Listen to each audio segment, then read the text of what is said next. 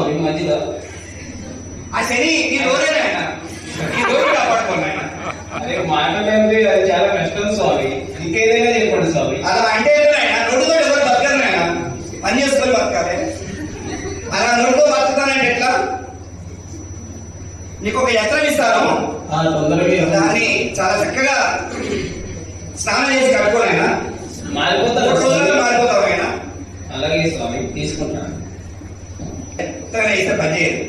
గట్టిగా మందించండి స్వామిజీ. కళ్ళు మూసుకోనైనా